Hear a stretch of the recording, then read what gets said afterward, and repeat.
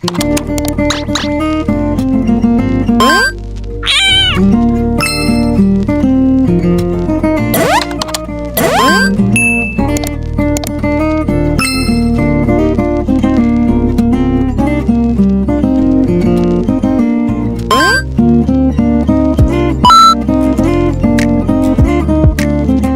warahmatullahi wabarakatuh. Kembali lagi dengan saya Kurnia dengan NIM 11221043. Di sini saya akan membuat video edukasi untuk menyelesaikan tugas UAS dengan mata kuliah perpajakan dan dosen pengampu Ibu Widya Astuti Eskom MAK. Di sini saya akan menjelaskan mengenai PPh pasal 22.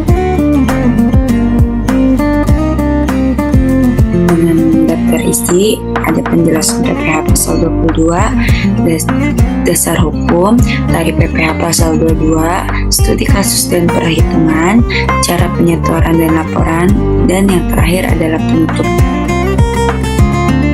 Sebelum itu, apa sih PPh pasal 22 itu? Nah, PPh pasal 22 ini adalah pajak penghasilan yang dipungut sehubungan dengan kegiatan perdagangan barang, baik yang dilakukan oleh badan pemerintah, badan usaha milik negara BUMN, badan usaha milik daerah BUMD, maupun badan usaha swasta tertentu. Nah, PPh ini dipungut oleh pihak-pihak tertentu yang kemudian menyetorkannya ke uang kas negara. Tujuannya apa sih? Nah, tujuannya adalah untuk mempercepat penerimaan pajak dan memperluas basis perpajakan secara tidak langsung.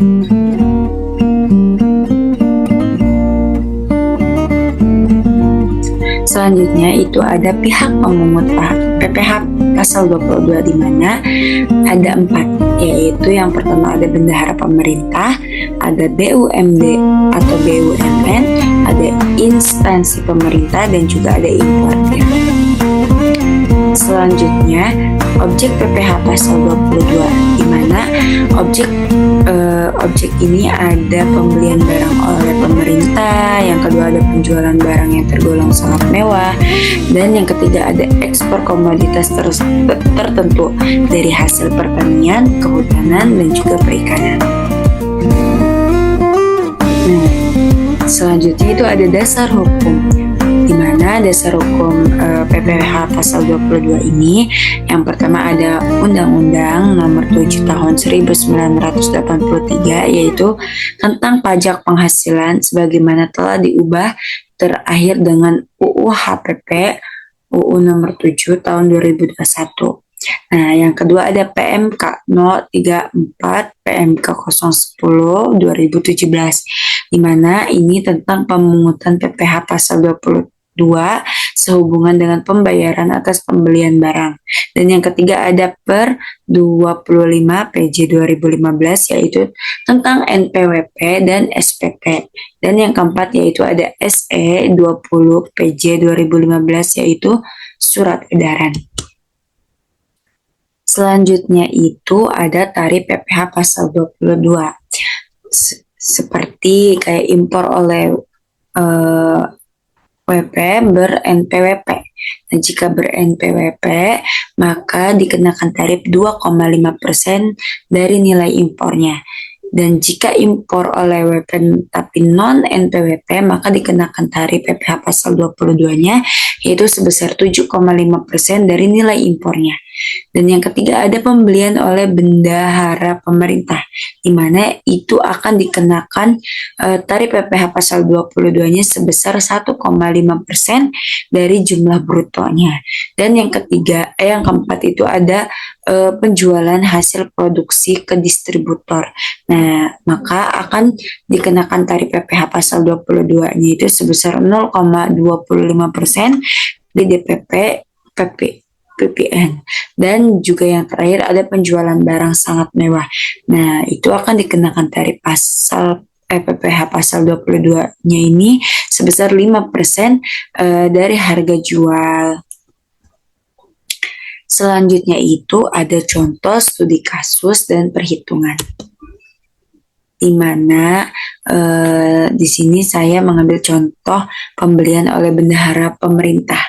Contohnya itu kayak PT Makmur ini, Makmur Jaya ini menjual alat tulis kantor kepada Kementerian Pendidikan senilai 200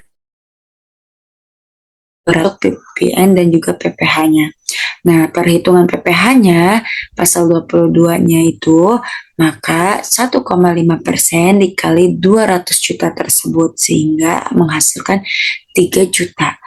Nah, maksudnya itu, Kementerian Pendidikan ini harus memotong sebesar 3 juta rupiah dari pembayaran dan juga menyetorkannya ke kas negara sebagai PPh pasal 22 atas nama PT Makmur Jaya.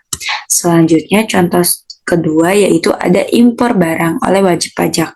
Di mana di sini saya mengambil contoh PT Sentosa Jaya ini mengimpor barang elektronik dengan nilai impor CIF plus biaya masuk sebesar 500 juta. PT Sentosa ini dengan memiliki NPWP. Nah, perhitungan PPh pasal 22-nya yaitu 2,5% dikali 500 juta tersebut, maka akan menghasilkan 12.500.000 rupiah.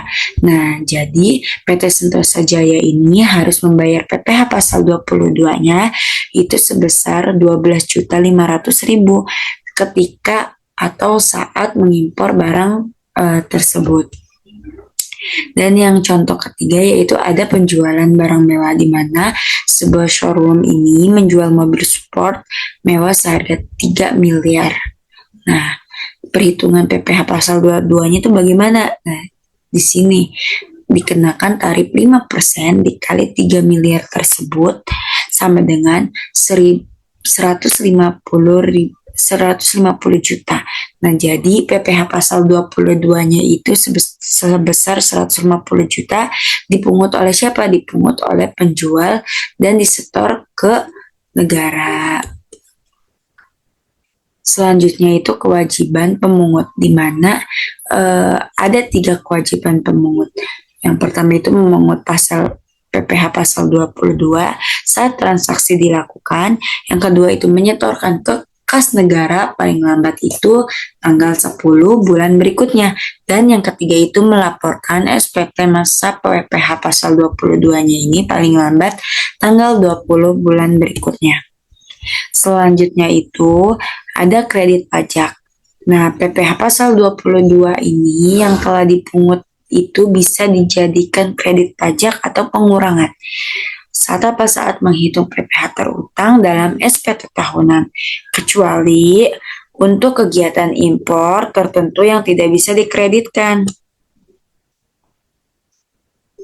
Selanjutnya itu ada sanksi jika tidak memungut atau menyetor PPh pasal 22 ini. Nah, jika tidak melakukan pemungutan atau penyetoran, maka pemungut dapat dikenai sanksi berupa apa? Berupa denda administrasi, berupa bunga keterlambatan, dan juga berupa sanksi pidana perpajakan. Tapi itu jika terbukti ada unsur kesengajaan.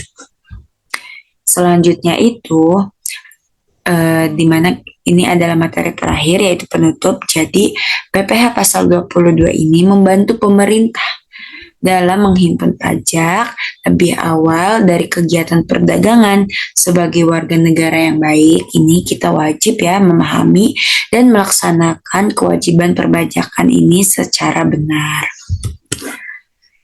Terima kasih, sekian video edukasi dari saya.